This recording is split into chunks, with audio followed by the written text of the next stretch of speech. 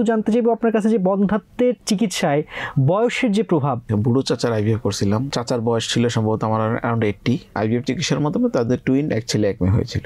বন্ধ্যাত্বের চিকিৎসায় বয়সের যে প্রভাব বা যে গুরুত্ব সেটি আসলে কতটা এবং সেটি আসলে কেমন, যদি আমাদেরকে একটু বুঝিয়ে বলতেন। হ্যাঁ, বয়সের ব্যাপারটা আসলে খুবই ভাইটাল বন্ধ্যাত্ব চিকিৎসায়। বিশেষ করে পুরুষের ব্যাপারটা হচ্ছে যে একদমই ইউনিভার্সাল। আমি অনেক বছর আগে এক বুড়ো চাচার আইভিএফ করছিলাম।